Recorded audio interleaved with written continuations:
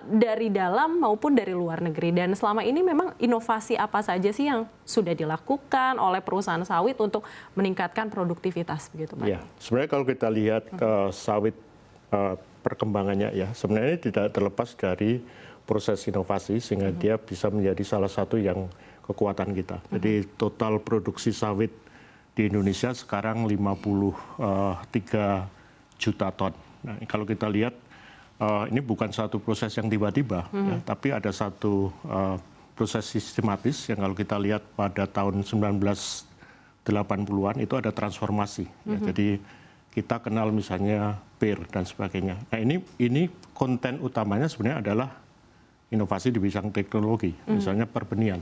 Yang tadinya kita menggunakan sawit yang benih sapuan, tidak jelas asal-usulnya, kemudian masuk teknologi breeding, genetik masuk di situ. Kemudian step berikutnya ya kita masuk juga di program intensifikasi. Tidak mungkin produktivitas naik kalau treatment agronomi budidaya tidak dilakukan secara maksimal ya. Kemudian step berikutnya next 10 tahun masuk di sertifikasi dan seterusnya. Jadi dari proses ini kalau kita lihat yang tadinya sawit tidak punya peran sentral ya, pada era 1980-an kunci kita ada di tebu, ada di tembakau ya, masuk ke mainstream. Nah, ke depan challenge-nya itu adalah bukan sekedar perluasan. Kalau tadi katakan kita harus menggunakan apa itu namanya replanting dan seterusnya, ya it doesn't matter karena memang itu harus hal yang harus kita laksanakan ya. Tapi smart thing harus dilakukan. Nah, key-nya apa? Produktivitas itu sentra dukmanya sebenarnya ada dua faktor utama. Ya. Yang pertama adalah faktor yang dikendalikan oleh tanaman itu sendiri, genetics. Genetics ya. Misalnya kita bicara penggunaan benih unggul, itu genetics. Kalau era sebelum 1980-an kita menggunakan prosedur namanya classical breeding. Ya. Sekarang kita bicara DNA, ya, kita pakai teknologi berbasis itu. Kemudian kita juga yang kedua itu adalah yang berasosiasi dengan lingkungan. Yeah. Banyak faktor ya. Kalau dulu 1980-an sawit itu banyak dikembangkan di Sumatera Utara, gitu ya. Di area-area yang pada saat sawit masuk ke Indonesia itu malaikat lagi tersenyum lah gitu ya. Tapi perkembangannya kita mengarah ke area yang relatif marginal. Misalnya kondisi cuacanya tidak suitable ya, kelas kesuaian lahannya berubah. Jadi ini hal-hal ini yang kita coba lakukan pembenahan dan itu tidak terlepas dari aspek manajemen. Jadi 3 critical inovasi yang terkait dengan penggunaan perbaikan material genetics, kemudian improvement, mitigasi terhadap kondisi lingkungan dan bagaimana manajemen dilakukan. Core-nya itu, ya. Oke, Pak Dwi, ini kan kalau kita ngomongin tentang inovasi gitu ya, dari tahun 1980 hingga sekarang itu kan memang industri kelapa sawit itu tidak lepas sepertinya dari inovasi untuk selalu berkembang dan untuk jadi komoditas utama begitu ya. Dan ini kan kalau kita ngomongin tentang inovasi pastinya harus didasari dengan riset. Nah, kalau misalnya dari Gapki sendiri ini, apakah sudah mendorong begitu ya mungkin para perusahaan sawit untuk melakukan lebih banyak riset lagi untuk bisa meningkatkan produksi tersebut, Pak, yang permintaannya itu semakin banyak gitu dari lokal maupun dari mancanegara gitu. Ya, Gapki kan lembaga asosiasi dengan keanggotaan yang terbesar ya kalau kita bicara sawit terutama di hulu ya. Dan kita punya prioritas. Produk tadi Mbak Sarah sampaikan produktivitas stagnan, leveling off. Jadi yang kita lakukan pertama adalah memastikan source utama dari industri ini benar-benar ditangani dengan baik. Misalnya begini, benih kita kalau saya ibaratkan kita ini seperti industri jagung di Amerika, unbeatable. 1 tahun 240 juta kecambah ya, germinated seed yang kita hasilkan.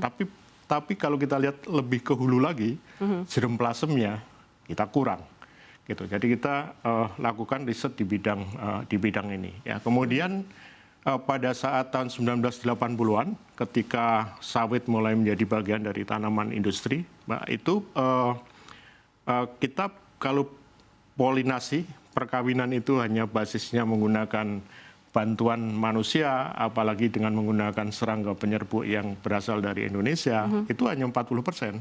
Jadi nggak akan bisa kompetitif. Ada introduksi serangga baru lewat Malaysia. Asalnya dari Kamerun, Eladubius cameronicus namanya. Ya. Tapi karena penyebarannya multi lokasi dalam berbagai kondisi yang berbeda, ini efektivitasnya turun. Kita lakukan introduksi. Jadi baru saja kita masukkan Eladubius cameronicus baru, ya. Kita kerjasama dengan Nigeria. Kemudian kita juga introduksi yang belum ada di Indonesia. Suvitatus, kemudian juga Plagiatus. Jadi ini langkah baru dari aspek itu. Kemudian tadi saya sampaikan, misalnya kita bicara tentang intensifikasi. Ya. Basis intensifikasi untuk peningkatan produktivitas yang paling penting itu adalah pupuk. Dan pupuk itu sangat dipengaruhi bukan hanya ketersediaan dalam negeri, karena komponen ekspornya juga lumayan. Betul. Belum lagi dinamika source dari untuk menghasilkan pupuk. Ada perang Rusia dengan Ukraine, efeknya gede. Tapi kita bisa manfaatkan, misalnya pupuk hayati. Kita punya sumber mikrob yang luar biasa, ya, yang sebenarnya kita bisa eksplor. Ya. Kemudian yang tidak kalah penting, sekarang kita sudah posisinya 16,4 juta, produktivitasnya belum maksimal, ya, tapi kita juga vulnerable. Karena kalau kita kaji, hampir 51% area di Indonesia itu ada indikasi terkena penyakit Ganoderma.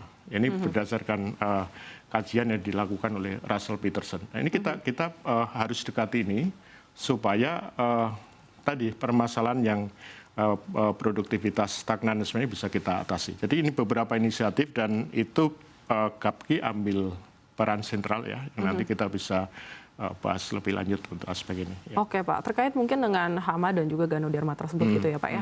Itu kan masih menjadi salah satu problem gitu ya Pak, penyakit untuk sawit sendiri dan itu kan bisa menghambat yang namanya produktivitas tentunya. Betul. Gitu. Dan apalagi ini semakin tinggi gitu ya permintaan. Nah mungkin terkait dengan inovasi dari untuk membasmi begitu ya hama dan juga Ganoderma itu bagaimana Pak sejauh ini? Kita mesti bisa merakit segmen yang jadi tidak segmented, ya.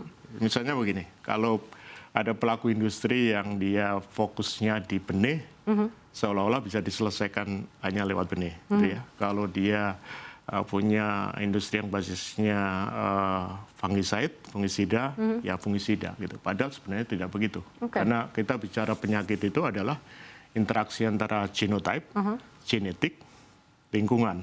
Tidak simple dan ada proses interaksinya. Jadi GAPKI membangkitkan lagi nih Mbak Sarah. Sebenarnya kita udah punya namanya konsorsium Ganoderma, ya, Indonesia yang diinisiasi GAPKI hampir 15 tahun yang lalu, tapi tidak berjalan. Kita bangkitkan lagi, kita gunakan holistic approach, tidak segmental, ya. Kemudian kita tentukan priority yang mana. Ya, kita kerjasama di situ dengan Perhimpunan Fitopatologi Indonesia, dengan beberapa lembaga riset yang ada di member GAPKI, ya. Kemudian kita mengendorse ke Kementerian Pertanian, gitu, sehingga nanti masalah ini bisa kita tuntaskan. Dan itu tidak mudah, karena kalau kita lihat misalnya di Amerika Selatan, ya, untuk penyakit yang namanya Pudricion del Cojuelo itu perlu waktu 100 tahun untuk menyelesaikan. Tapi kita nggak boleh menyerah, karena kita punya pengalaman vulnerability misalnya di kelapa, yang sekarang dibangkitkan lagi, ya.